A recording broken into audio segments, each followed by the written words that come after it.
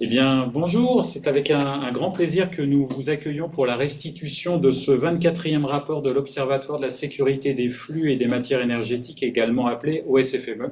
Et j'en profite en mon nom et au nom de l'IRIS pour vous souhaiter, puisqu'il est encore temps, une bonne année 2026. Alors, l'OSFME est coordonné par l'IRIS en consortium avec nos partenaires Cassini et Enerdata dans le cadre d'un contrat avec la DGRIS du ministère des Armées. Il est coordonné par l'IRIS et rassemble une équipe d'une vingtaine de chercheurs et professionnels. Le consortium vise à projeter une vision géopolitique des enjeux énergétiques en lien avec les enjeux de défense et de sécurité, croiser les approches géopolitiques, économiques et sectorielles, s'appuyer sur la complémentarité des outils, notamment l'analyse quantitative, l'analyse qualitative et également la cartographie interactive, et de réunir différents réseaux à la fois académiques, publics ou privés. Alors aujourd'hui, nous sommes réunis pour le rapport intitulé L'architecture électrique chinoise et ses enjeux de sécurité. Ce dernier rapport a été rédigé par Angélique Pal. Angélique Pal, bonjour. Bonjour. Vous êtes géographe et spécialiste de la géopolitique des transitions énergétiques et particulièrement des réseaux de transport d'électricité. Vous êtes chercheuse associée à l'IRSEM. À ma droite, Camille Brugier, bonjour. Bonjour. Vous êtes chercheuse indépendante, spécialiste des politiques scientifiques, technologiques et commerciales chinoises. Vous êtes également fondatrice de l'entreprise La Chimiste. Les cartes de ce rapport ont été réalisées par Thomas Catin. Thomas Catin, bonjour. Bonjour. Qui est doctorant en géographie, spécialisé géopolitique à l'IFG Lab, Université Paris 8. Vous êtes directeur de projet chez Cassini et vos recherches portent sur les politiques migratoires et frontalières à l'interface Amérique latine, Amérique du Nord et leur implication dans les territoires frontaliers mexicains.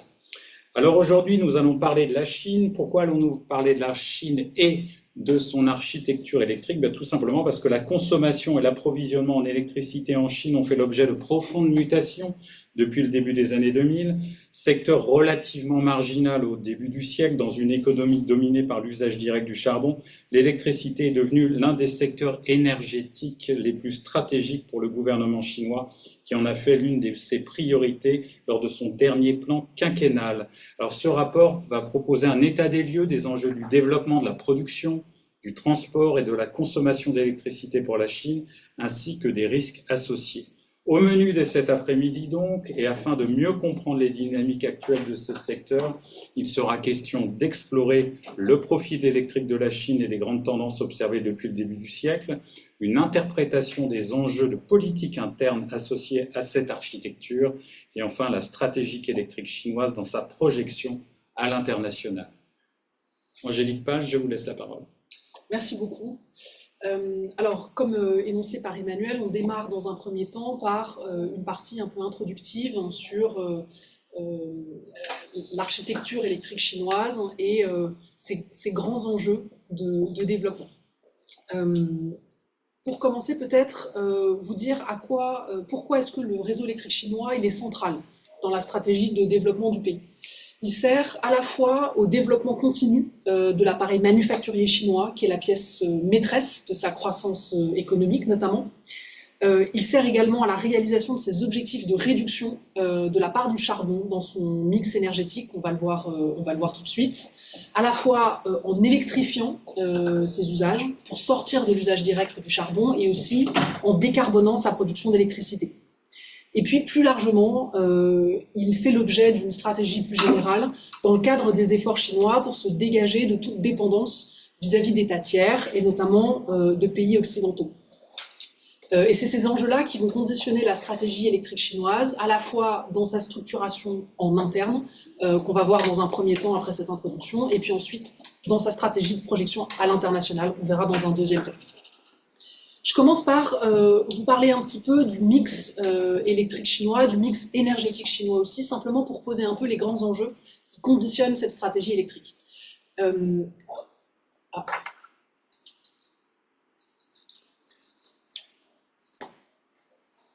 Si la slide veut bien passer. Super, merci beaucoup. Il me faut la première, celle juste après. Ok. Les aléas du direct. Toujours. Vous me dites quand je peux y aller. Super. Donc là, ce que vous avez à l'écran, ça s'appelle un diagramme de Sankey.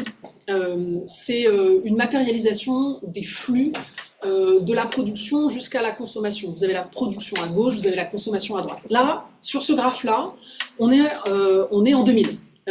Il concerne la production et la consommation chinoise. Et vous voyez que dans les années 2000, eh bien, vous avez une très importante part de la production domestique qui est dominée par le charbon, qui est la partie en orange, que le secteur résidentiel que vous voyez en haut à droite est très directement alimenté par des biofuels qui sont principalement du charbon bois utilisé en direct pour le chauffage, la cuisson alimentaire, etc.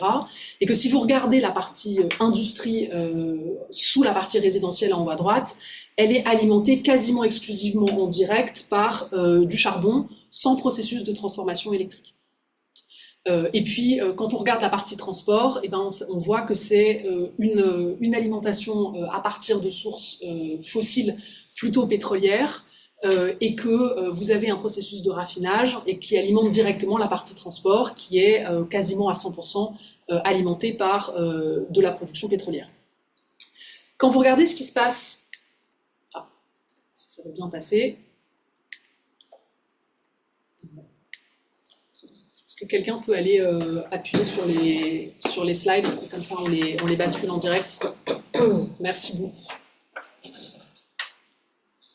Voilà, donc là, on arrive en 2023 parce que c'est la dernière année où l'Agence internationale de l'énergie, qui est la productrice de ces graphes, les a des chiffres consolidés qu'elle a pu produire, donc on n'a pas encore 2024 et 2025, mais vous voyez l'évolution, notamment dans le secteur industriel. Vous avez toujours une part importante de charbon qui arrive en direct, mais vous voyez que la part de l'électricité dans l'alimentation du secteur industriel est devenue très importante. Et donc, qui dit augmentation de la consommation électrique, qu'on voit à la fois dans le secteur industriel et aussi dans le secteur résidentiel, où on a quasiment vu disparaître les biofuels qu'on voyait sur la slide précédente dans les années 2000, qui ont été remplacés par du gaz et de l'électricité, ce qui correspond à une évolution des pratiques de consommation de la Chine, à la fois sur le plan industriel et sur le plan résidentiel. Et donc ça, cette croissance très forte en fait, de la consommation d'électricité va nécessairement demander une évolution de l'architecture électrique chinoise. Et c'est l'objet de ce rapport qu'on vous présente aujourd'hui. Alors, cette évolution, elle se fait bien sûr par la croissance et vis-à-vis de la politique chinoise, par l'intégration du réseau. Si on regarde un peu ce qui se passe à l'international, vous avez plusieurs types d'architecture électrique.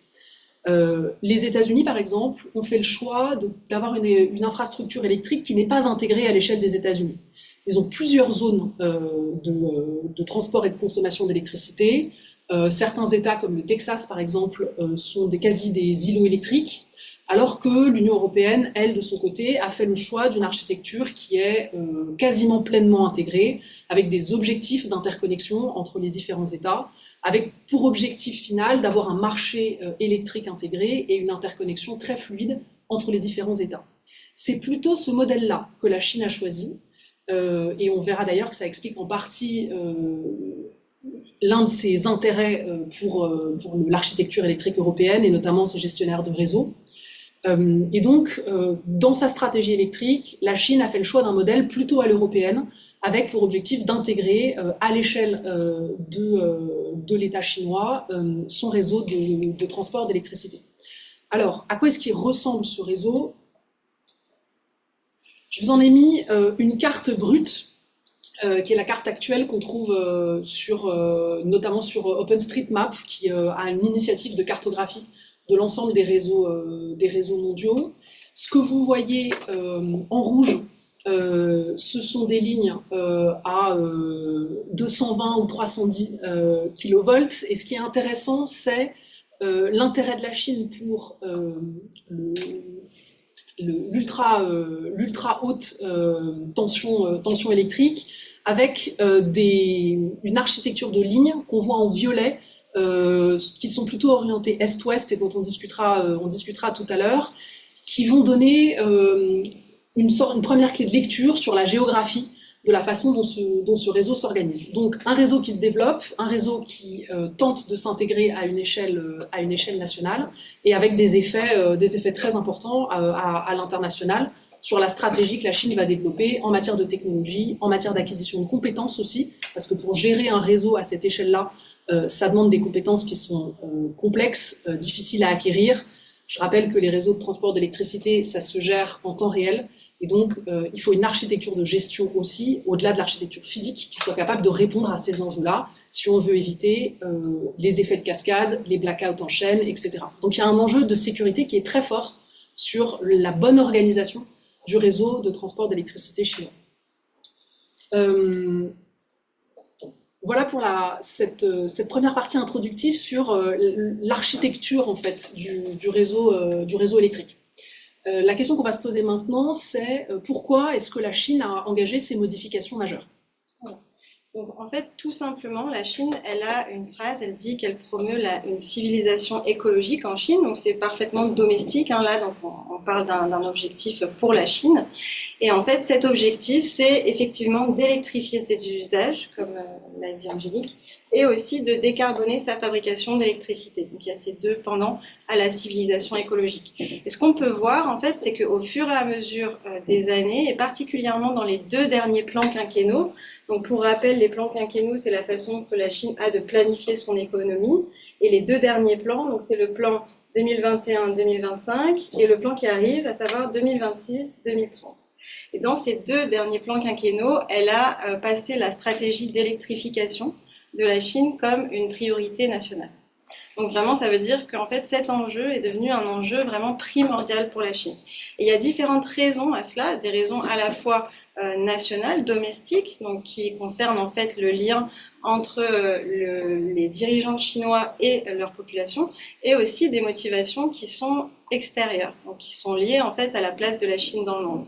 En ce qui concerne les impératifs nationaux de cette nouvelle politique, de cette civilisation écologique, la première chose, c'est que le pays est très très fortement touché par le changement climatique. Tous les ans en Chine, il y a un livre bleu sur les conséquences du changement climatique sur la Chine qui est publié, et c'est un document qui est accessible en source ouverte par les personnes également en Chine. Et il faut savoir que, contrairement à ce qu'on pourrait penser, en fait, il y a une couverture des médias sur ces sujets-là, à savoir que les médias en Chine vont dire la Chine est particulièrement touchée par le changement climatique. Enfin, on n'a pas du tout une stratégie comme par exemple la stratégie américaine actuelle. C'est quelque chose de très différent. La Chine ne nie pas le changement climatique et pour elle, elle a des leviers, y compris domestiques, pour y faire face. Le premier d'entre eux, c'est l'électrification des usages et la décarbonation de sa fabrication d'électricité. C'est donc un sujet qui est autorisé, qui est couvert par la presse et qui est donc du coup sous l'œil des citoyens. C'est-à-dire que les citoyens peuvent, même s'ils le diront jamais complètement ouvertement, ils peuvent avoir une vision critique de ce que fait la Chine sur ces sujets-là. Donc ça veut dire que pour les dirigeants chinois, c'est un sujet sur lequel ils peuvent, même si ça ne sera jamais ouvert, ils peuvent être évalués par leurs citoyens en fonction de ce qu'ils font. Donc c'est une des raisons majeures domestiques qui explique en fait que cette stratégie soit considérée comme une stratégie de très haute priorité. Les autres raisons sont des raisons exogènes, ou extérieures à la Chine, qui sont en lien à la place que la Chine cherche à avoir dans le monde. La première, c'est qu'elle est en avance technologiquement sur les énergies vertes, personne ne conteste, c'est un fait. Et en fait, elle a cette sensation de pouvoir être leader, de pouvoir devenir leader sur ce dossier-là en particulier, tout particulièrement depuis que les États-Unis se retirent de façon quasi systématique de toutes les institutions qui discutent du changement climatique. Et donc, du coup, il y a une volonté chinoise d'être perçue comme en avance par les autres États, puisque cette perception des autres États va participer à la projection de puissance qu'elle fait à l'extérieur. La dernière chose, et à mon sens, c'est le facteur le plus important qui a poussé la Chine à électrifier ses usages et à vouloir décarboner sa production d'électricité, c'est tout simplement qu'elle souhaite être moins dépendante d'États tiers. La Chine, à l'heure actuelle, n'est pas du tout indépendante en ce qui concerne les différents types d'énergie. Elle a besoin notamment d'importer des hydrocarbures pour produire de l'électricité. Et donc du coup, en fait, il y a un certain nombre d'États, comme on l'a vu dernièrement, qui peuvent mettre des difficultés ou des obstacles sur la route de la Chine pour accéder à ses exports. C'est quelque chose qui lui fait très peur depuis longtemps. Donc du coup, son objectif pour moi d'être indépendant des États tiers dans tous les domaines, mais particulièrement dans les domaines de l'énergie, a poussé la Chine à chercher à électrifier ses usages et aussi à décarboner son électricité, tout simplement pour pouvoir en fait avoir une énergie qu'elle puisse quasiment à 100% produire à la maison. Pas tout de suite, mais en tout cas c'est l'objectif à long terme. Donc, voilà. Si on peut, ouais. On va s'intéresser donc maintenant à la manière dont cette stratégie d'électrification chinoise, elle se déploie sur le territoire national. Je veux bien qu'on passe juste la slide après. Super. Donc du coup, pour commencer, on a une première carte qui va dresser une géographie un petit peu générale de l'offre et de la demande d'électricité en Chine. Donc on a d'abord cartographié la consommation d'électricité par province, qui permet de voir en fait une fracture territoriale qui est assez familière à ceux qui travaillent sur la Chine. On a une moitié est qui concentre les grandes villes, donc ce sont les cercles noirs sur la carte, et qui concentre aussi la consommation d'électricité, qui apparaît en dégradé de jaune. Donc plus le jaune est intense, plus la consommation est importante. Et à l'inverse, vous avez une moitié ouest, moins peuplée, moins consommatrice, à l'exception de quelques provinces industrialisées, le Xinjiang, le Sichuan.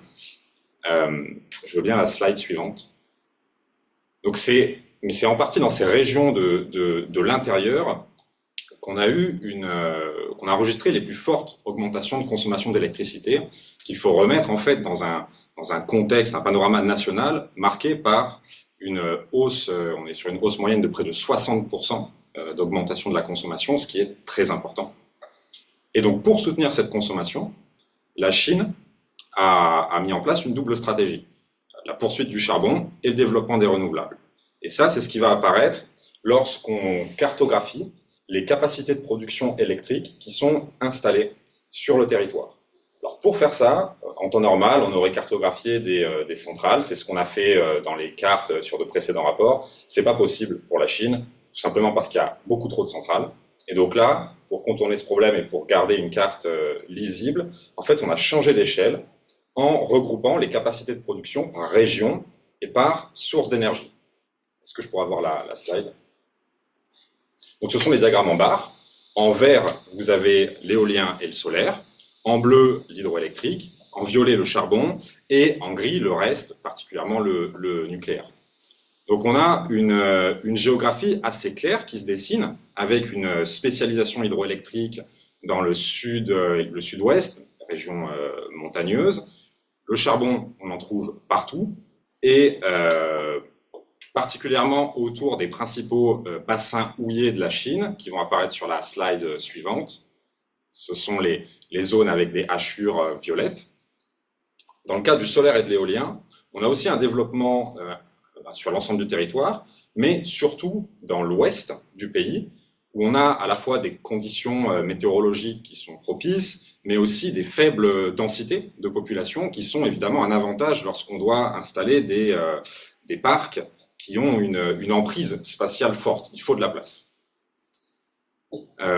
Là, je vous ai présenté le panorama actuel qui correspond en fait à une situation de transition, parce que si on inclut dans l'équation les centrales qui sont en construction ou qui ont été annoncées, c'est là sur la slide suivante, ce sont donc les diagrammes avec des hachures, on voit une augmentation très importante des capacités de renouvelables, et encore une fois, surtout dans l'ouest du pays. Regardez la Mongolie intérieure ou le Xinjiang.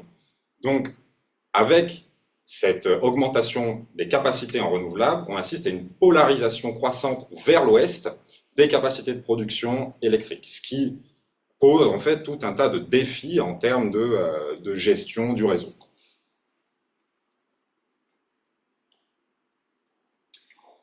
Alors, la Chine, face à ces impératifs-là, il a fallu qu'elle adapte son réseau de transport d'électricité. Initialement, le réseau de transport d'électricité, quand on regarde dans les années 90, il est géré par le ministère de l'Industrie, Et donc, ça se traduit, parce qu'il est extrêmement centralisé, par une série de pannes électriques. Et la Chine va chercher à moderniser son réseau et à l'adapter à la croissance de sa consommation qui va avoir lieu dans les 20 années qui suivent. Il y a deux impératifs. Il faut à la fois répondre à la demande électrique nationale, et cette demande électrique nationale, elle n'est pas linéaire géographiquement. Il y a une géographie de la demande qui est particulièrement importante, on l'a vu tout à l'heure. Et puis, il faut mettre en place, et ça c'est la stratégie de la civilisation écologique, un déploiement massif d'électricité décarbonée.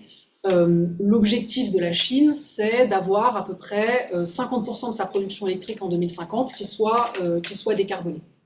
Ça implique des besoins d'optimisation économique, des besoins d'optimisation technique en local, qui vont être promus par des réformes majeures qui vont avoir lieu à partir du début des années 2000, qu'on voit notamment dans les documents numéros 5 et 9 de 2002 et 2015, et qui vont se traduire aussi par le développement d'un certain nombre de marchés à différents horizons, et notamment de marchés spot à J-1, à une échelle provinciale. L'objectif de ces marchés, c'est d'être capable d'anticiper qui va produire quoi et qui va consommer quoi la veille de la consommation, de façon à pouvoir répartir et attribuer les capacités de transport de façon optimale.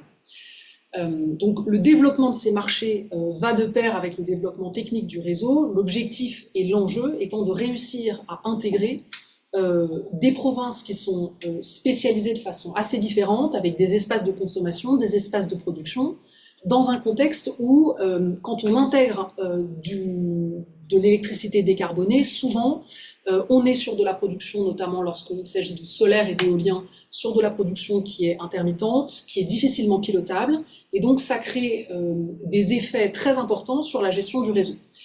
Et donc la Chine a fait face à des écrêtements très importants de sa production d'origine renouvelable, c'est-à-dire que, si on le dit non techniquement, il y a un nombre significatif de la production qui en fait n'est pas utilisé, n'est pas injecté dans le réseau parce qu'il n'est pas capable de l'absorber.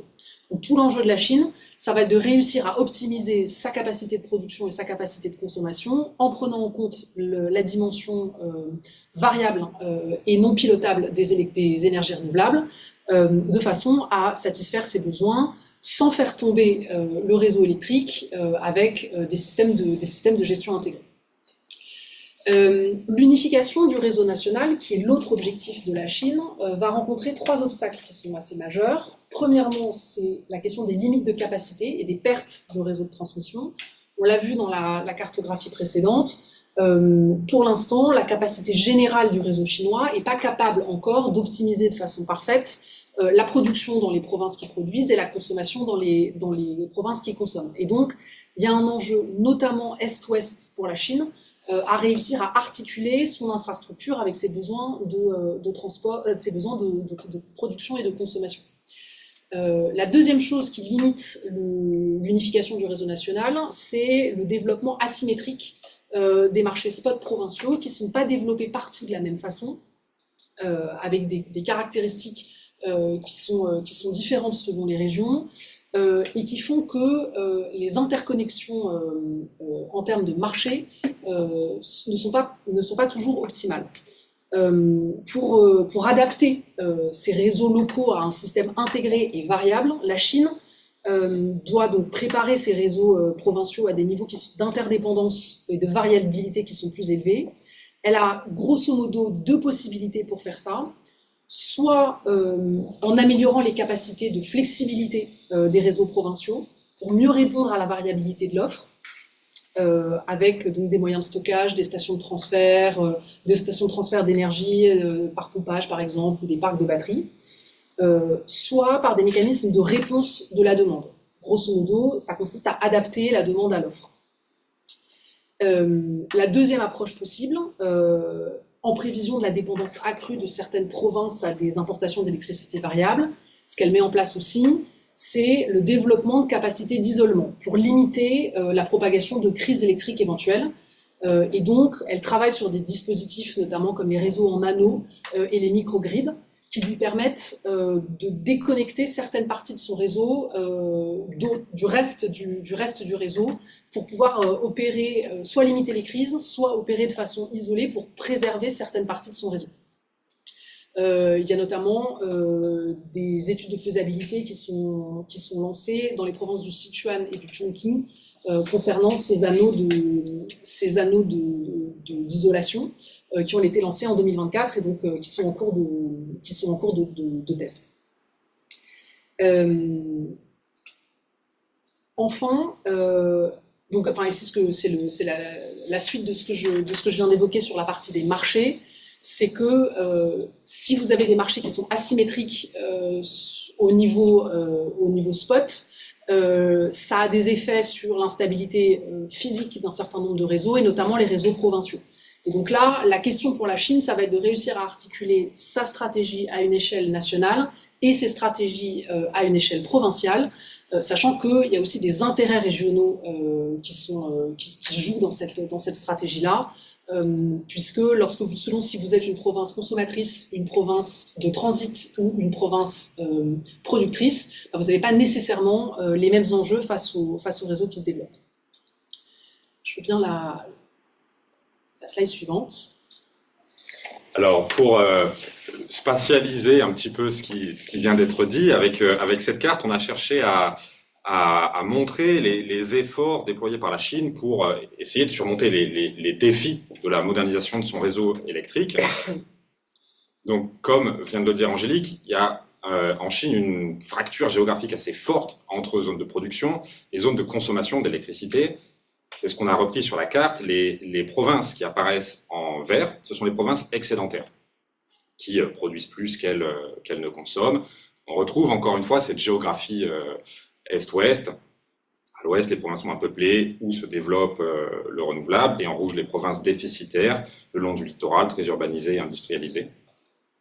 Donc l'enjeu, un des enjeux de taille pour la Chine, c'est donc de transporter physiquement l'électricité là où elle en a besoin. En gros, surtout de l'ouest vers l'est.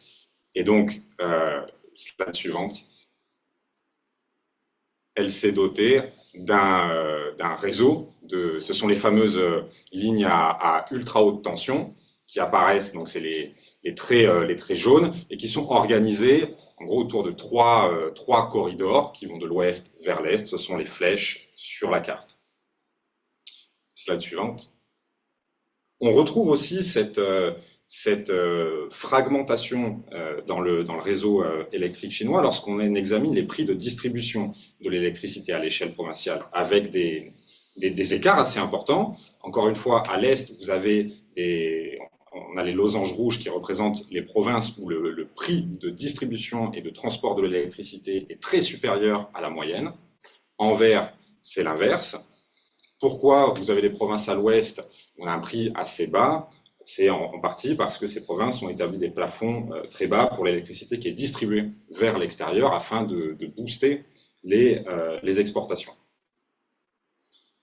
Donc on a, ça reflète la complexité en fait du réseau chinois, d'autant plus qu'il faut le replacer dans un contexte d'une gestion qui est encore fragmentée.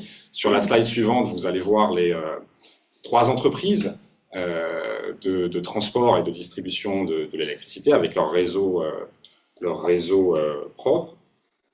Et donc en lien avec cet enjeu d'unification, on a fait figurer sur la carte les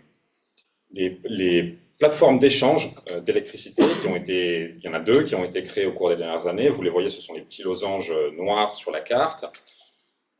Plateformes qui ont pour objectif d'organiser les échanges interprovinciaux d'électricité, toujours avec cette idée de mieux connecter l'offre et la demande afin d'écouler l'électricité verte, d'éviter les phénomènes d'écrêtement. Et cette électricité verte, il faut aussi la stocker. Donc on a représenté les principales infrastructures de stockage sur la slide suivante. Ce sont les gros cercles jaunes. Donc on a des infrastructures importantes, néanmoins qui sont encore insuffisante et dans certains cas pas très bien intégrée au marché. C'est aussi pourquoi au cours des dernières années, on a eu une multiplication un petit peu partout sur le territoire. Ce sont les cercles avec la bordure jaune de nouvelles solutions de stockage, différentes formes de batteries, stockage à air comprimé, etc. Des solutions qui, à terme, pourraient donner des infrastructures de stockage mieux intégrées au marché, mais aussi moins dépendantes de certains matériaux, comme le lithium, par exemple.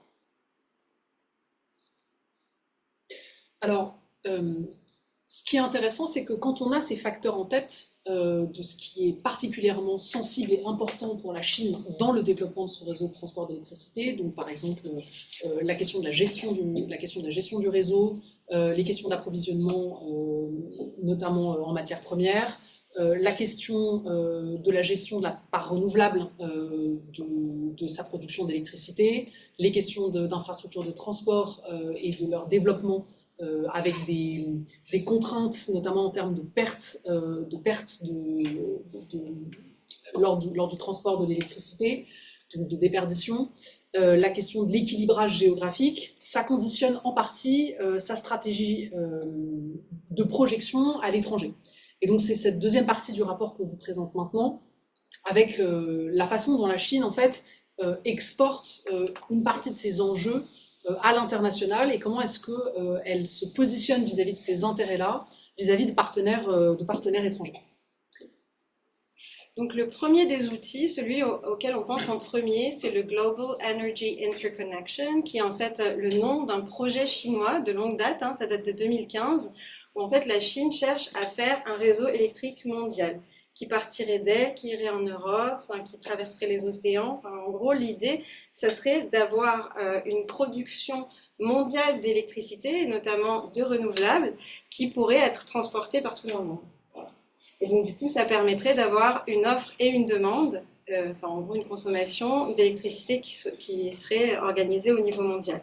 Donc ça, c'est un projet qui est très mis en avant comme un outil de projection de pouvoir de la Chine à l'étranger. C'est soutenu par une organisation chinoise qui s'appelle le GATECO, Global Energy Interconnection Development Cooperation Organization, qui a plusieurs dizaines de membres. Et en fait, quand on va regarder, quand on creuse un petit peu, on se rend compte que cet outil de projection de puissance n'en est pas vraiment un, en tout cas pas pour le moment, et qu'il est surtout à destination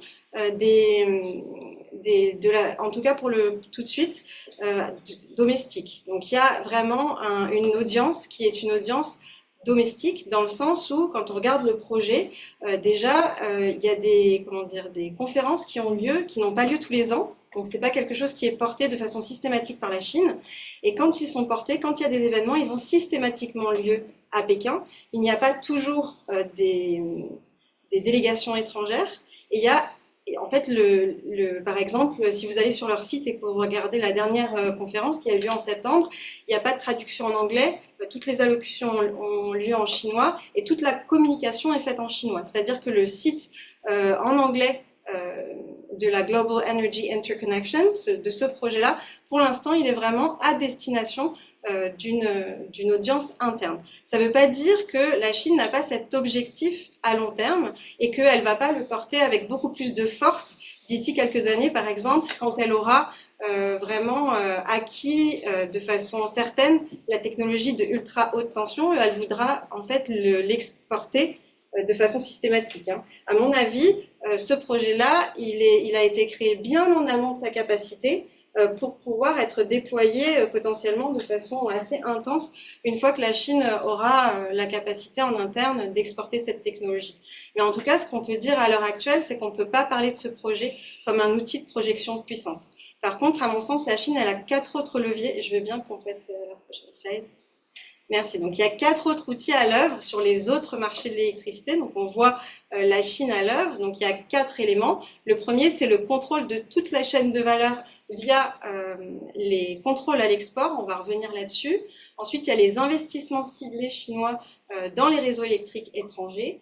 Enfin, il y a le contrôle de technologies et d'appareils exportés, on y reviendra. Et enfin, elle souhaite en fait imposer ses propres normes domestiques comme normes qui vont servir à l'international. Donc il y a vraiment une activité chinoise intense au niveau des normes. Je veux bien passer à la slide suivante.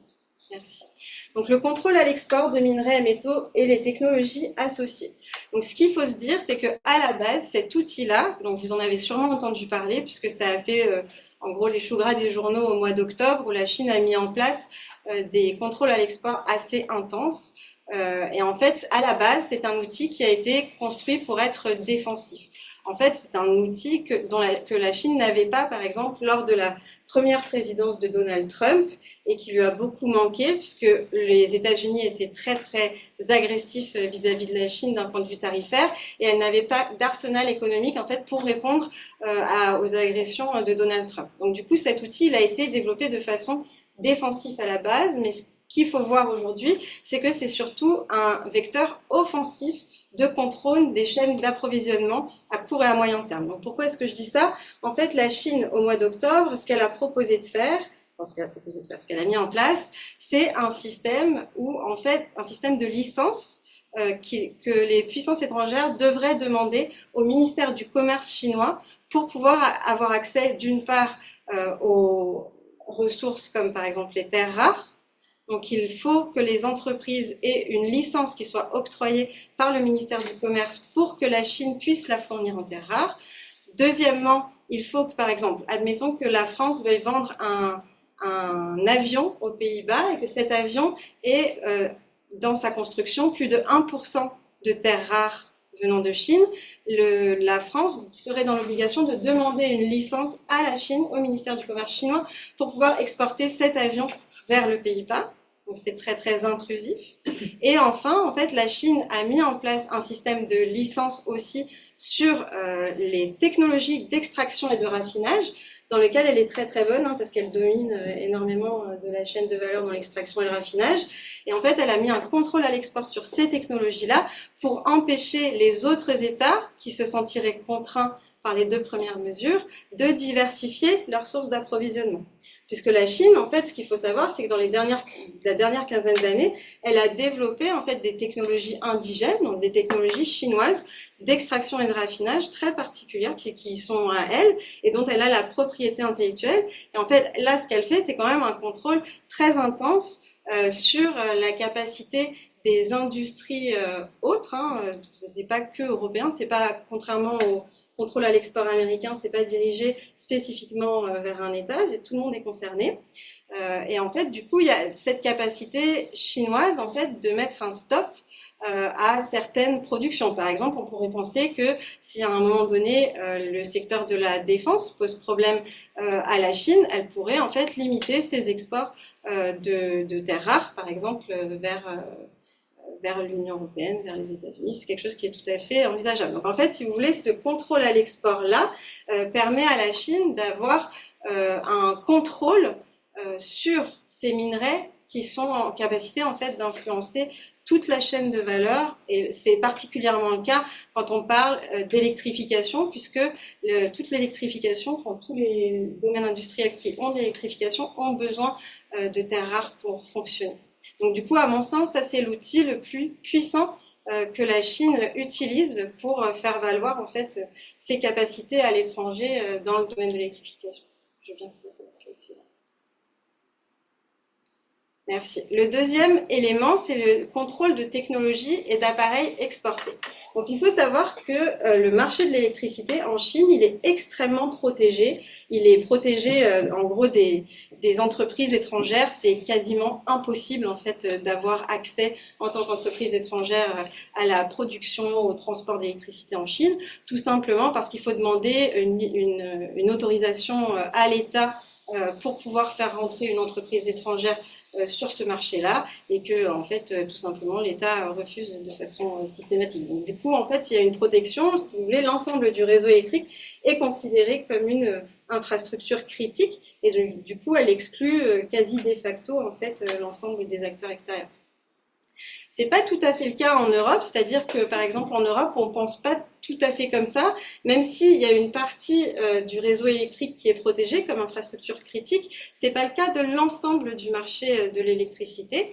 Et pour cette raison-là, on voit en fait qu'il y a beaucoup d'acteurs étrangers qui sont présents. Et en fait, la logique principale qui anime ce secteur, c'est quand même une logique de marché, une logique de coût. Voilà.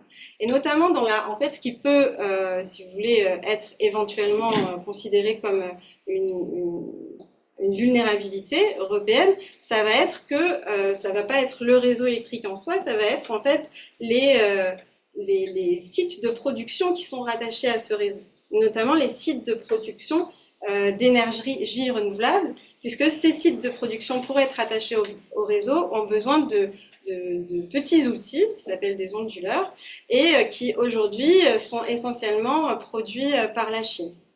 En fait, ces éléments-là, il faut savoir, peuvent être contrôlés à distance voilà, donc potentiellement, ils peuvent être arrêtés à distance. Ça ne veut pas dire que les entreprises qui détiennent cette technologie vont le faire, mais en tout cas, il y a cette possibilité-là qui leur est offerte. Donc, du coup, il y a quand même un risque. C'est le fait, il y a deux choses. D'une part, il y a la possibilité d'arrêt, donc de faire sauter le système concrètement.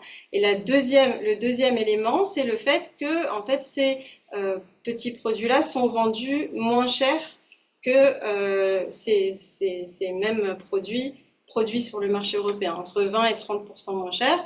Donc c'est un marché qui est petit à petit en train de ne plus exister. Et donc potentiellement, d'ici à 10 ou 15 ans, on pourra voir qu'il y aura plus de capacité productive de ces éléments-là. Voilà, donc ça c'est le deuxième élément, en tout cas qui montre la puissance de la Chine dans ces domaines-là à l'étranger et ses capacités en fait d'action. On va passer aux investissements. Il y a un troisième élément qu'on a regardé qui est la question des investissements chinois. Alors, sur cette stratégie d'investissement dans les chaînes de valeur du transport et de la production d'électricité, il y a une double stratégie chinoise qui est d'une part de conquête de marchés qui sont destinés à soutenir ces exportations. On en a parlé juste avant sur certaines technologies ciblées, et d'autre part de prise de participation dans les producteurs, dans des gestionnaires de réseaux de transport d'électricité à l'international. Si on regarde la stratégie d'investissement chinoise plutôt dans le domaine technologique, ce qui est intéressant, c'est de regarder les évolutions structurelles qui ont eu lieu au cours des dernières années dans le domaine de l'énergie. Il y en a deux qui sont intéressantes et qui sont assez dimensionnantes pour le marché chinois. La première, c'est la bascule des investissements portés par les banques publiques d'une part et des investissements portés par les compagnies énergétiques. Cette bascule entre les investissements portés par des banques publiques et les investissements portés par les compagnies, elle a lieu en 2016. Ça indique en fait un intérêt du secteur chinois pour des partenariats qui sont plus opérationnels, qui sont plus territorialisés, avec un partage des risques et puis des investissements qui se font en fonds propres. Donc pas une logique de prêt, mais une logique beaucoup plus concrète de partenariat et de partage de compétences. Le deuxième élément qui est intéressant dans cette stratégie-là, c'est que à partir du milieu des années 2010, donc à peu près dans les mêmes eaux, on a un bascule des investissements des technologies pétrolières vers les technologies électriques. Et donc, à partir de ce milieu des années 2010, en fait, c'est les entreprises de transport et de production d'électricité qui vont assurer la part dominante des investissements chinois à l'international dans le domaine de l'énergie. La deuxième stratégie chinoise, et qui est particulièrement intéressante, notamment lorsqu'on se place dans une perspective européenne, c'est son intérêt pour les gestionnaires de réseaux de transport et de distribution d'électricité. Au-delà des investissements purs dans les chaînes de valeur, la Chine, à travers ses propres gestionnaires de réseaux de transport d'électricité, et notamment la State Grid Corporation of China, dont on a vu sur l'une des cartes précédentes qu'elle couvrait à peu près 80% du réseau de transport d'électricité chinois en Chine, et qui s'intéresse particulièrement aux gestionnaires de réseaux de transport d'électricité internationaux, selon des critères assez précis. On voit sur la carte projetés à l'écran les investissements chinois les prises de participation chinoises dans ces gestionnaires de réseaux de transport. Ce qui intéresse la Chine, c'est plusieurs choses.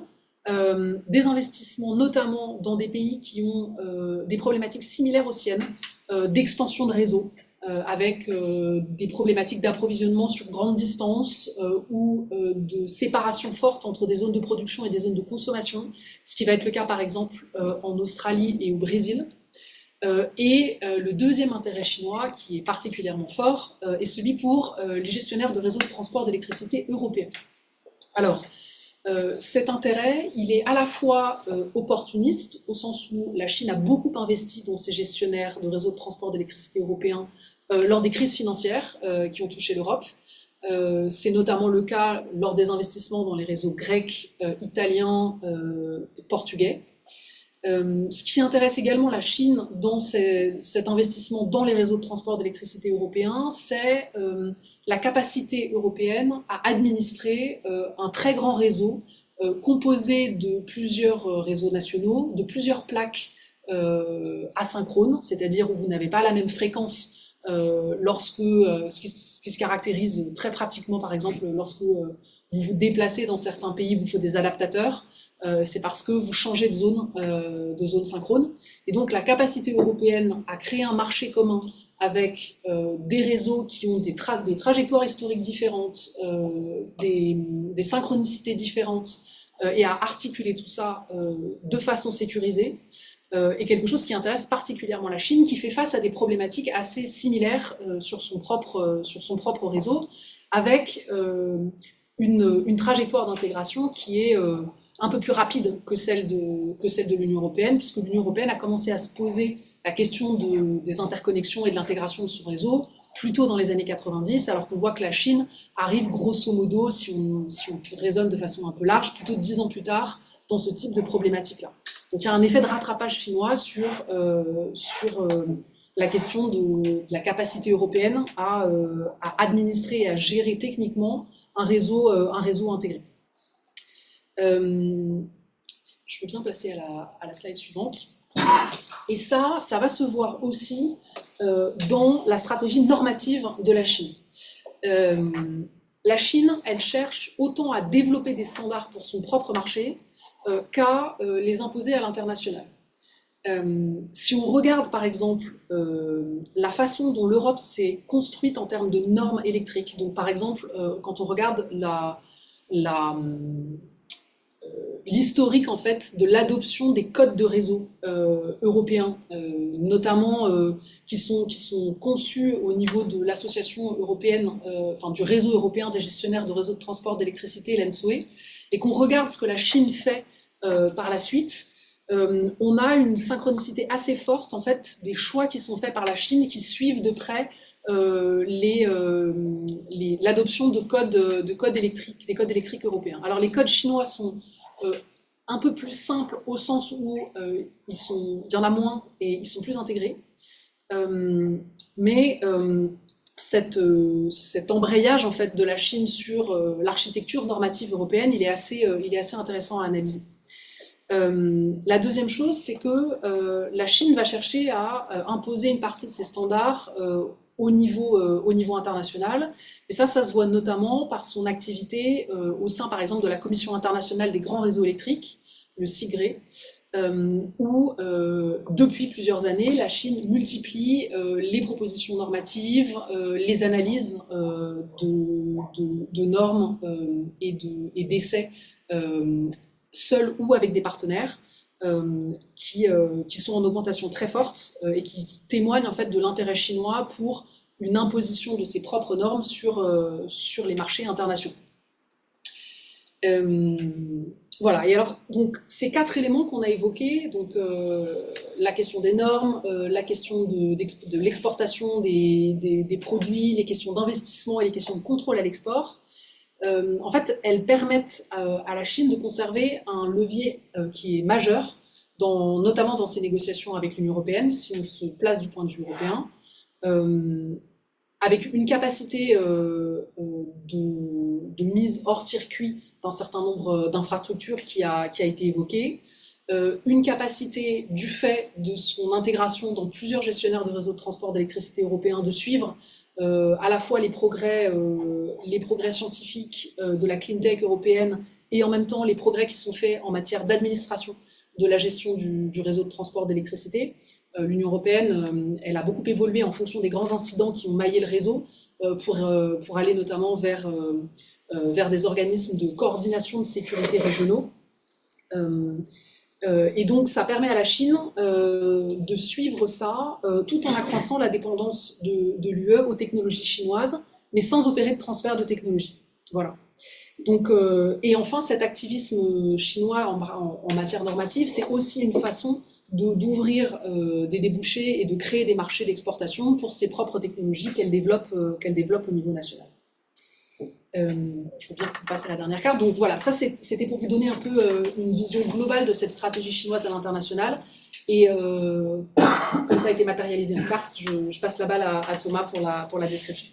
Justement, avec cette dernière carte, en fait, on a cherché à dresser un panorama un petit peu actualisé des dépendances de l'Europe aux investissements et aux technologies chinoises dans certains secteurs clés pour la transition énergétique.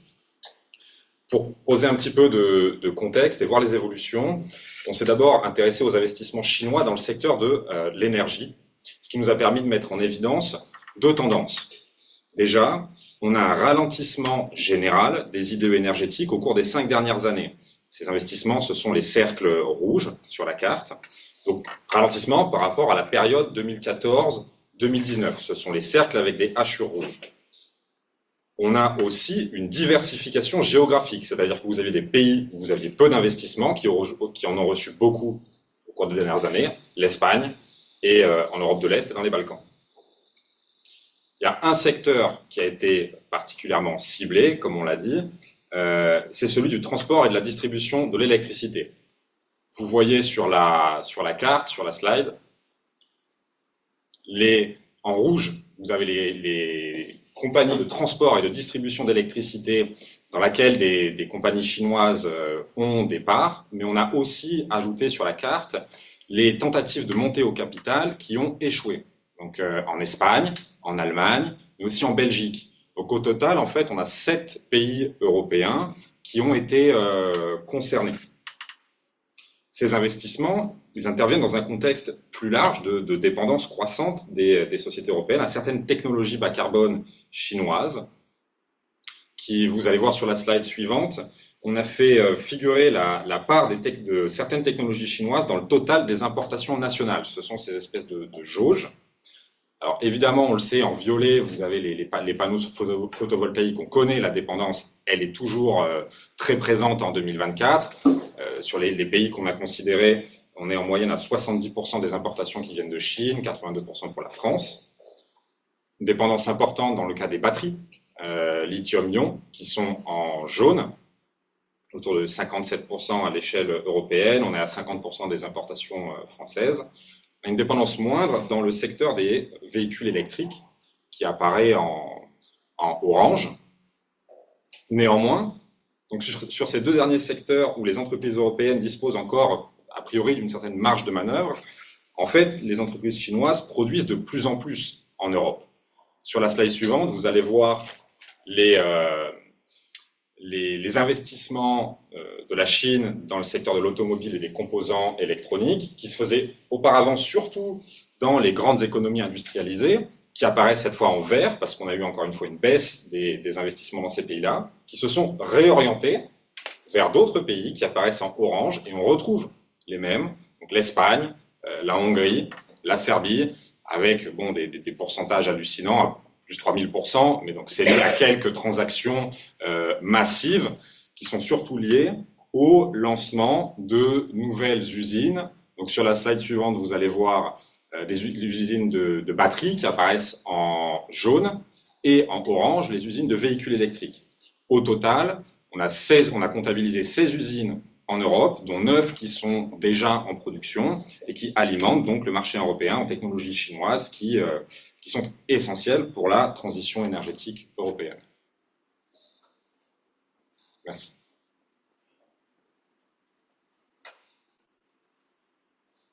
Ouais.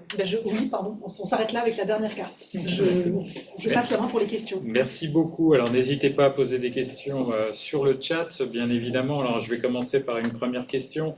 Quel est le segment du transport d'électricité le plus stratégique pour la Chine? Alors, je dirais que c'est l'ultra haute tension. Si on regarde la technologie dans laquelle la Chine a mis le plus d'efforts ces dernières années et sur lequel elle a aussi le plus communiqué en matière de projet, c'est le développement de l'ultra haute tension en courant continu. Pourquoi est-ce que c'est intéressant? Si on compare les technologies en courant alternatif, on en trouve beaucoup, la majorité du réseau européen est construit en courant alternatif pour des raisons de développement technologique historique. On a maîtrisé le transport en courant continu à des traits de tension beaucoup plus tard.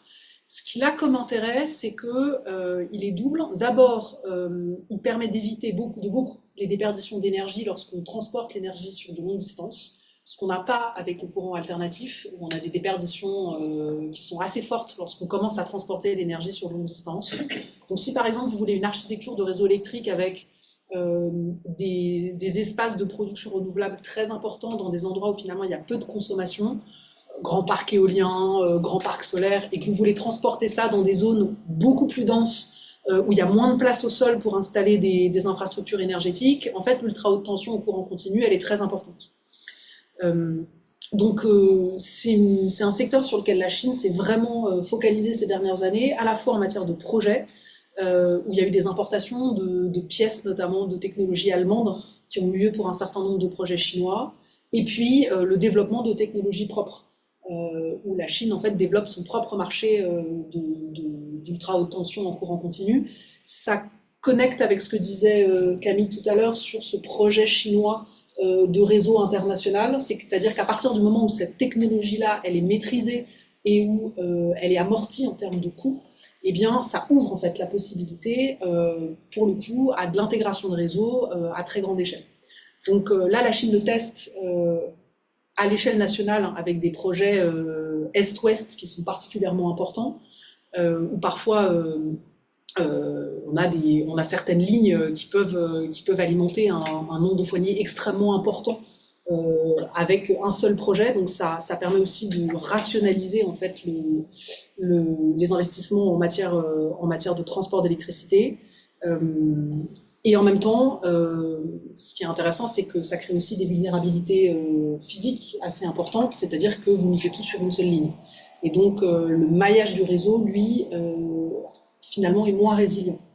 Donc c'est cette technologie-là qu'il faut réussir à balancer lorsqu'on fait une intégration de réseau à cette échelle-là.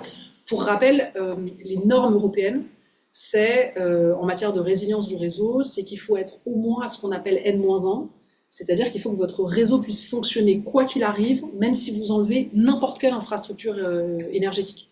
Donc quand vous avez des lignes comme ça qui sont aussi importantes et qui alimentent plusieurs millions de foyers, le concept du N-1 devient quelque chose d'un peu moins atteignable, sauf à faire des redondances très fortes. Donc ça crée aussi de la vulnérabilité à cette échelle. Merci beaucoup. Pouvez-vous donner des informations sur la capacité chinoise en termes de production et de raccordement réseau des panneaux solaires? Je ne suis pas sûre de très bien comprendre la question au sens des ordres de grandeur, au sens... Je pense que ce sont des informations générales. Alors, sur les questions des technologies solaires, en termes d'ordre de grandeur, la Chine est très très largement dominante sur la chaîne de valeur, sur l'ensemble de la chaîne de valeur, c'est-à-dire que ça va vraiment de... l'extraction au raffinage, en passant par les composants intermédiaires et au panneau solaire en lui-même. Après, lorsqu'on raccorde ce type de technologie solaire, il faut réussir à anticiper la variabilité de la production et son pilotage. Donc là, il y a des technologies aussi, on parlait tout à l'heure des onduleurs photovoltaïques sur lesquels la Chine a la maîtrise complète en fait, de la chaîne de valeur technologique. La question qui se pose derrière, c'est un peu selon le même ordre de ce qui s'est passé lors du blackout espagnol. Est-ce qu'elle a la capacité, en cas de perturbation majeure sur son réseau au niveau renouvelable, à faire face à ce type d'incident? Et là, je dois dire que je n'ai pas l'information, je ne suis pas sûre que ce soit une information publique, mais on sait que la Chine a été très intéressée par ce qui s'est passé dans le cas du blackout espagnol, notamment parce que ça met en jeu des infrastructures qui sont aussi très stratégiques chez elle. Et donc la question se pose de sa maîtrise sur ce type d'incident qui ferait intervenir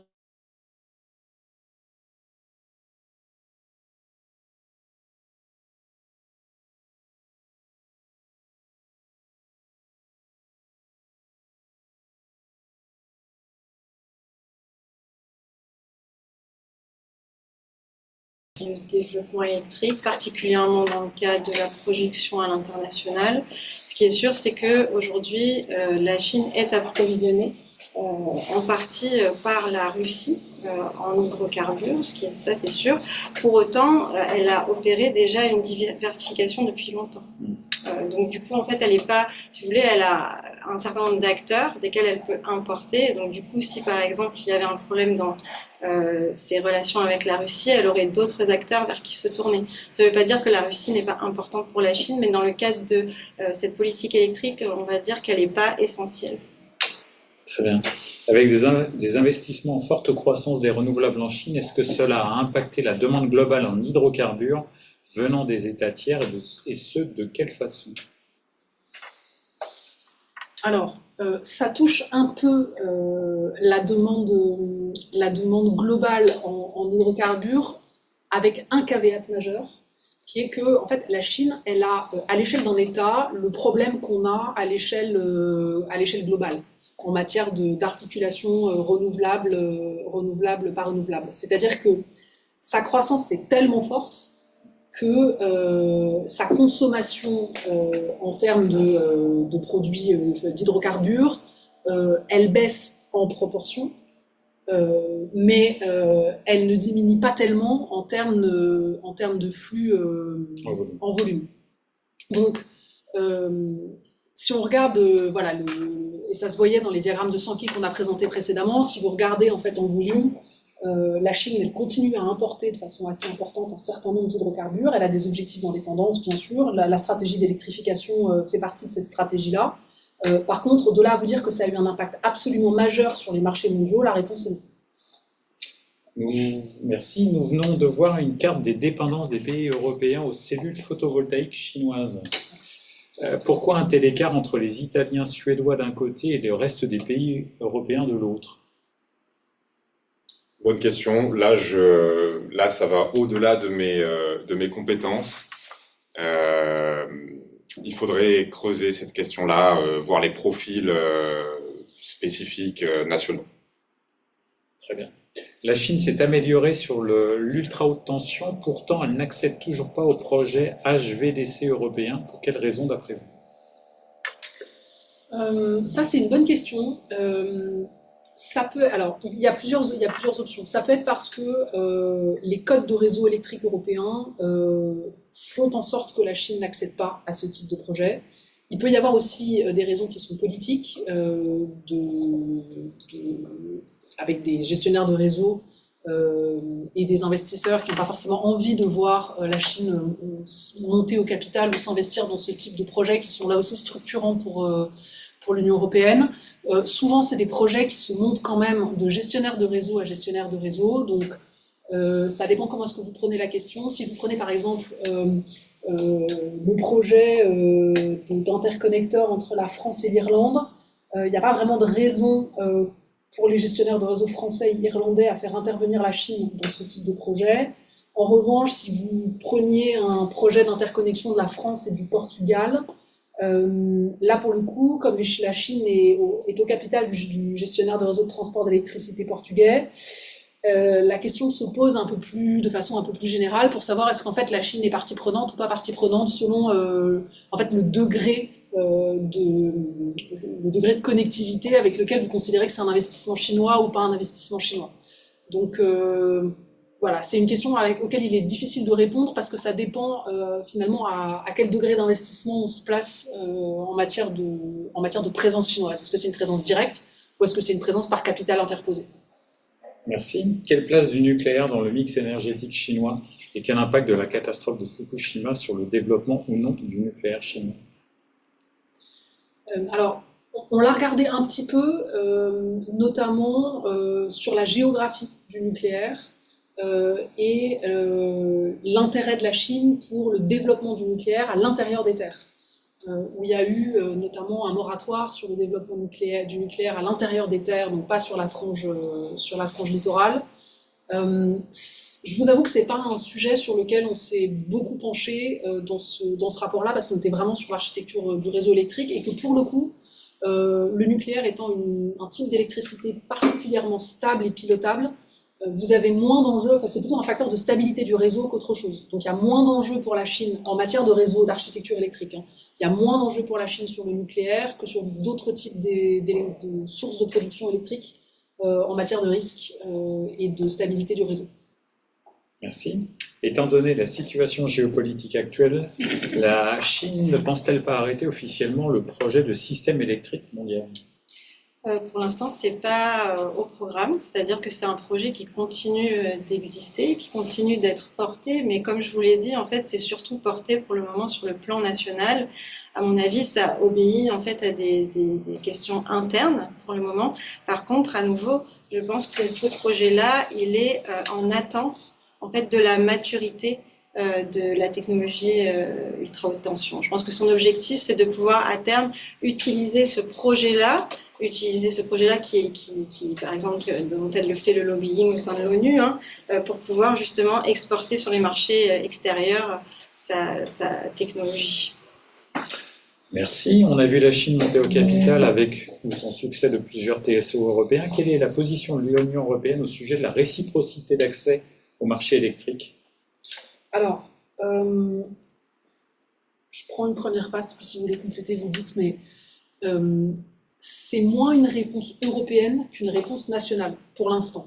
C'est-à-dire qu'en fait, lorsque la Chine a investi dans le réseau portugais et grec, à ce moment-là, tout le monde trouvait ça très bien. C'était des États qui étaient en grande difficulté financière, et donc il y a eu un effet d'opportunité pour la Chine d'investir à ce moment-là. Donc il n'y a pas eu de frein, quel qu'il soit. En revanche, lorsque la Chine a tenté il y a quelques années de monter au capital de l'un des gestionnaires de réseau de transport d'électricité allemand, parce que pour des raisons historiques de partition nationale, l'Allemagne a plusieurs gestionnaires de réseau de transport d'électricité.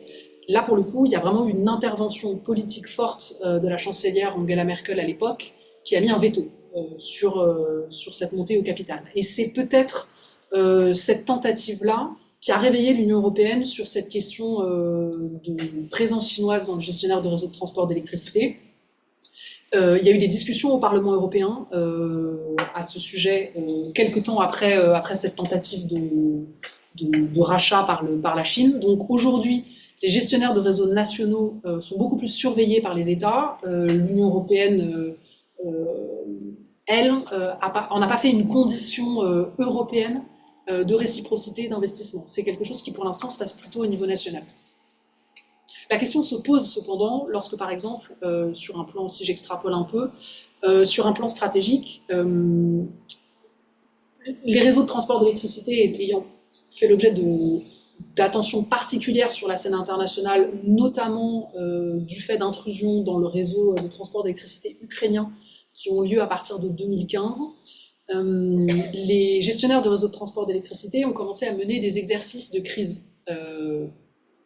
Attaques cyber, instabilité physique, problèmes de gestion des renouvelables, etc. C'est évidemment des exercices qui sont sensibles et donc la question se pose lorsque vous avez au capital de plusieurs gestionnaires de réseaux de transport d'électricité européens la Chine, alors même que ces gestionnaires participent à des exercices de crise de niveau européen, la question de la transmission de l'information et de la sensibilité de l'information qui est manipulée à l'occasion de ces exercices est un sujet qui fait l'objet de discussion. Merci. On va revenir au JETCO. Okay. Est-ce qu'il y avait des pays qui s'étaient montrés intéressés par ce projet électrique commun? Pour l'instant, en fait, on n'est même pas dans une logique de pays intéressés. Pour l'instant, on est vraiment dans une logique de, voilà, il y a une organisation chinoise qui a des membres.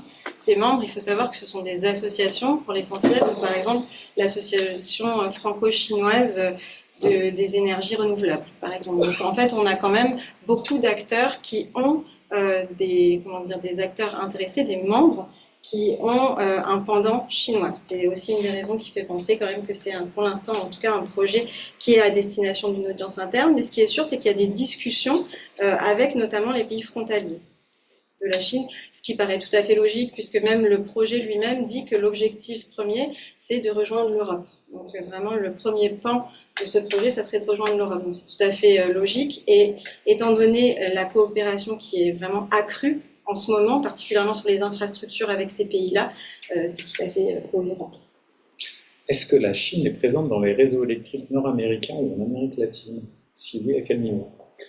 Alors, nord-américain en termes de participation, pas à ma connaissance.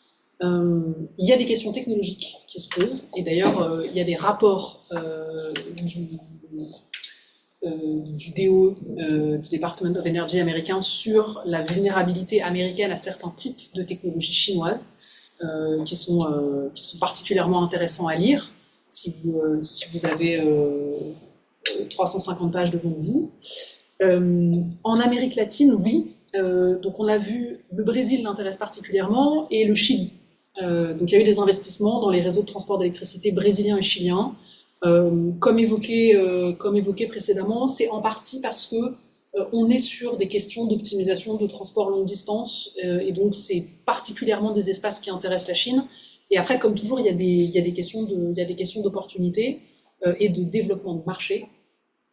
Au Chili, c'est particulièrement important au sens où la Chine est l'actionnaire majoritaire des réseaux de transport d'électricité, donc ça lui ouvre des marchés importants pour de développer ou tester de l'ultra haute tension, d'autres types de technologies autour des questions de postes électriques, par exemple, de développement de câbles, de transformateurs, etc., dont on a moins parlé là, mais qui font aussi partie de la chaîne de valeur du réseau de transport d'électricité sur laquelle la Chine se positionne. Donc la Chine est parfois dans ces états-là en position d'acteur dominant en fait sur un segment qui est de l'ordre de la sécurité nationale pour un État. Pour regarder ce qui se passe en cas de coupure électrique, on en a eu notamment des exemples assez importants il y a quelques années au Venezuela avec des coupures électriques qui ont touché le pays pendant plusieurs semaines. Ces architectures électriques-là, notamment en Amérique latine, sont des objets qui sont sensibles, surtout lorsque vous êtes un pays comme le Chili, avec des élongations qui sont très importantes en matière de réseau. Merci. En quoi les contrôles à l'export chinois de terres rares et minerais critiques diffèrent-ils des contrôles à l'export américain? Oui. Ok. Alors en fait, le contrôle à l'export américain, il se positionne en fait tout en haut de la chaîne de valeur. C'est-à-dire que il cible un seul État, a priori pour l'instant c'est la Chine. Donc du coup, en fait, si vous voulez, quand vous touchez aux semi-conducteurs, vous touchez un très petit nombre d'acteurs, environ 10 dans le monde, et vous touchez une technologie qui est permissive. C'est-à-dire que quand vous avez des semi-conducteurs, vous avez des capacités de calcul importantes qui vous permettent de faire d'autres choses. Les semi-conducteurs en soi ne sont pas intéressants, c'est ce qu'ils permettent qu'ils le sont. Donc ça vous permet de travailler par exemple sur des modèles d'IA, des modèles algorithmiques extrêmement lourds. Donc ça, en fait, l'objectif américain, il avait pour idée initiale en fait de limiter la capacité chinoise à avancer scientifiquement sur des technologies qu'elle considérait comme absolument essentielles, notamment dans ses capacités militaires, donc typiquement l'intelligence artificielle. Voilà. Donc ça, c'est le contrôle à l'export américain. Donc du coup, vous voyez, il touche un très petit nombre d'acteurs, et en plus de ça, il est extrêmement ciblé, c'est-à-dire qu'il touche la Chine spécifiquement. Et il est extraterritorial, puisqu'il oblige les autres États à ne pas en fait, vendre de semi-conducteurs à la Chine.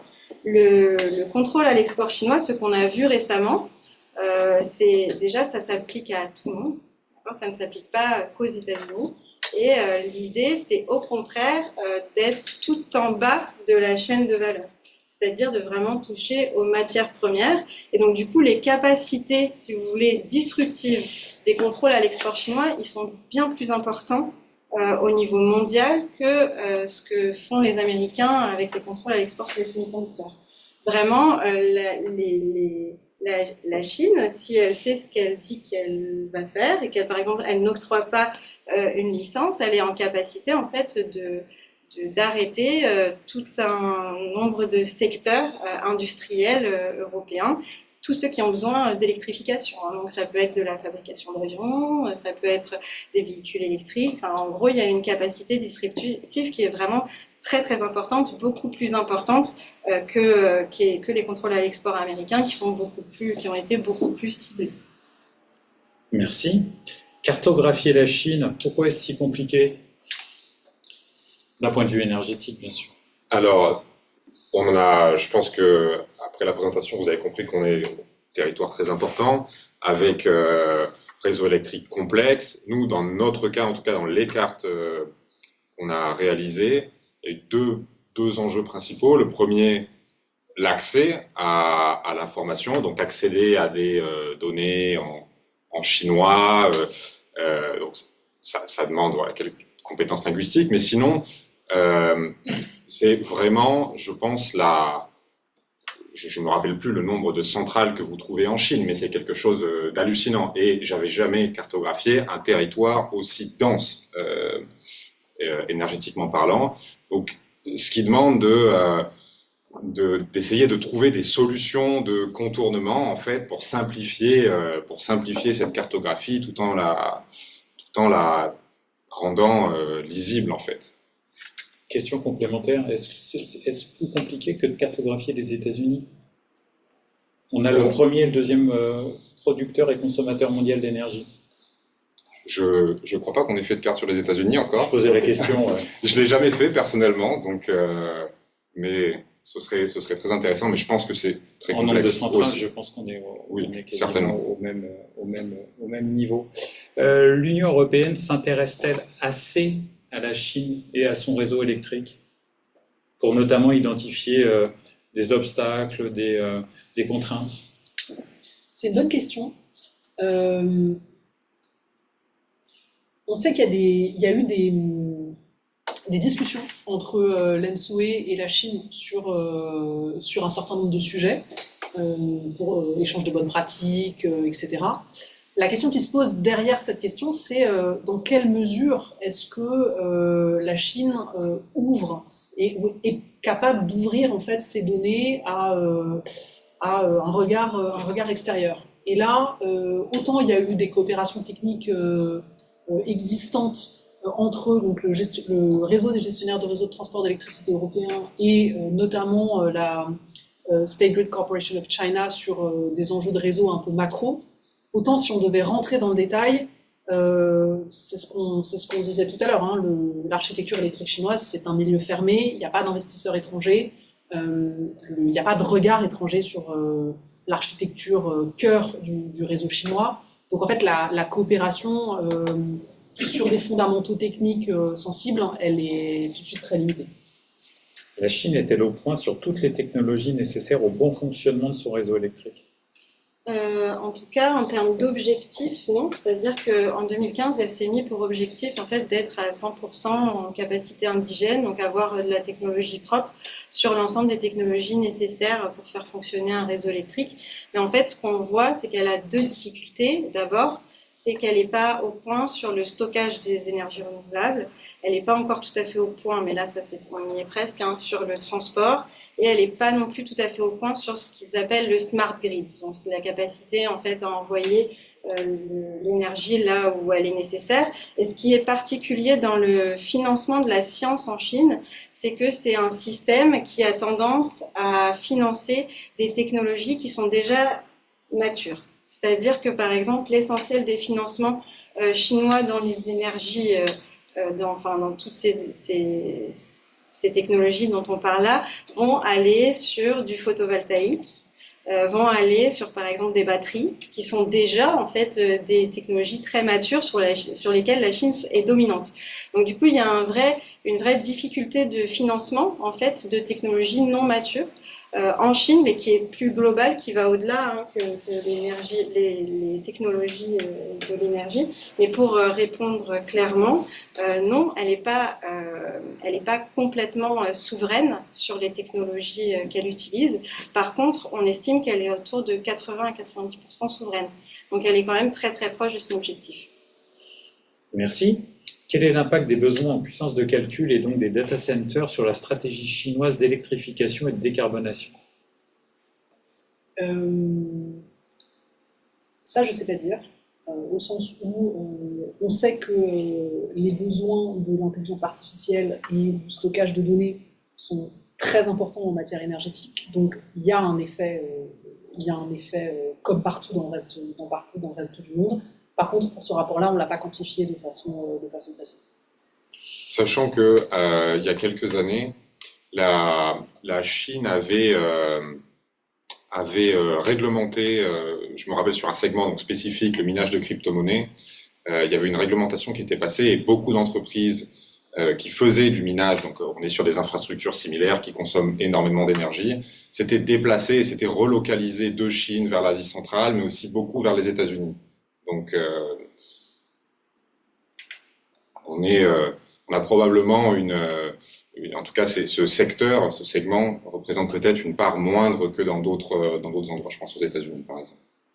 Merci. Vous avez évoqué les positions d'influence de la Chine au sein de SIGRE. Avez-vous fait la même analyse au sein de la normalisation à l'IEC, notamment? Non, notamment parce que on avait des données chiffrées pour le SIGRE qui a fait des rapports sur le sujet. Pour l'IEC, les données par nationalité étaient moins accessibles. Donc on s'est concentré sur les endroits qu'on pouvait objectiver. Après, si la personne qui pose la question a accès à ce type de données, on est bien sûr très heureux. Dans quelle mesure la Chine est-elle aussi dépendante de certaines technologies ou de services européens liés à la production d'électricité? Ça rejoint un petit peu la question précédente. Est-ce qu'il y a aussi une dépendance de la Chine sur certains services ou technologies européennes? Je dirais que plus. Par exemple, au niveau du nucléaire, par exemple, c'était un des objectifs d'être souveraine sur le nucléaire et elle l'a atteint. Donc du coup, globalement, aujourd'hui, je dirais que sur ce secteur-là, en fait, à part les technologies dont je vous ai parlé tout à l'heure, qui en fait, globalement, n'existent pas en Chine, mais n'existent pas non plus ailleurs, des smart grids qui fonctionnent parfaitement, du stockage d'énergie renouvelable, c'est pas des choses qui, pour l'instant, existent ailleurs et qui fonctionnent de façon efficace ailleurs. En fait, la Chine, pour l'instant, sur ces secteurs-là, n'a pas vraiment besoin de nous. C'est très clair. Le modèle chinois restera-t-il soutenable lorsque la part des renouvelables deviendra majoritaire? Ça, c'est une bonne question. C'est vraiment l'enjeu de ce réseau, de cette architecture électrique chinoise. C'est de réussir à créer quelque chose de stable qui soit capable d'intégrer du renouvelable. Et ça, c'est des questions que l'Union européenne se pose aussi à partir du moment où on a une architecture renouvelable majoritaire. Est-ce qu'on est capable, dans les conditions actuelles, c'est-à-dire où on part du principe que l'offre doit répondre à la demande, de maintenir l'architecture du réseau telle qu'elle existe? Si on change de paradigme et qu'on passe d'un paradigme plutôt fondé sur l'offre, c'est-à-dire grosso modo on est capable de décréter la demande et non pas l'offre lorsque c'est nécessaire. Donc vous avez par exemple, il y a des études qui ont été faites là-dessus dans l'Union européenne sur les systèmes de forfait électrique par foyer ou par entreprise. Vous avez accès à une certaine capacité électrique. S'il y a de la surcapacité, c'est tant mieux, vous pouvez produire, faire tourner vos machines. S'il n'y a pas de surcapacité, vous restez à votre forfait minimal. Ce qui est des questions qu'on se pose, notamment en l'absence de technologies fortes de stockage du renouvelable. Donc, cette question-là, elle est encore un peu ouverte sur ces sujets.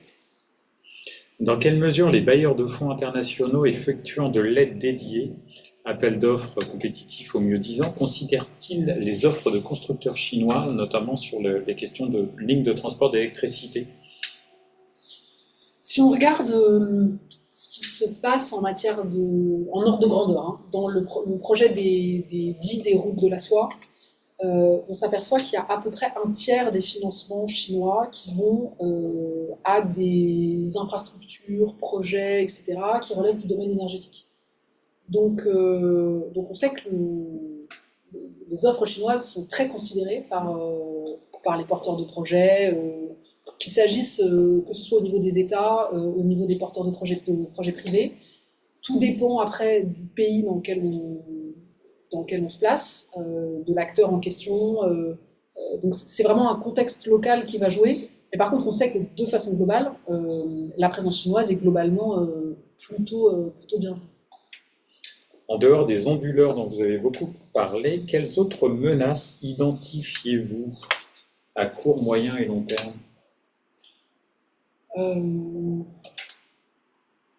Qui veut commencer?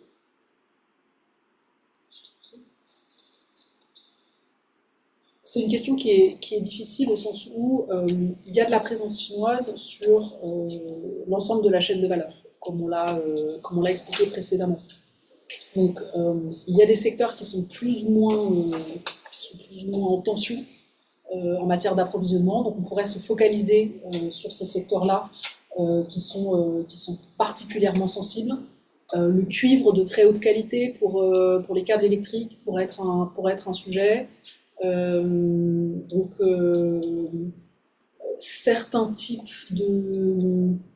Éventuellement certains types de transformateurs particulièrement avec des technologies particulièrement spécifiques, mais pas tous. On pourrait faire une liste de la chaîne de valeur avec la présence chinoise, et puis en fait la question qui se pose c'est pas tellement est-ce que c'est une menace en soi. La question qui se pose c'est quelle est la capacité d'intervention de la Chine sur ce segment de la chaîne de valeur. Donc ça, la cartographie est possible. Les États-Unis le font de façon vis-à-vis des secteurs américains de façon assez approfondie dans les rapports du DOE.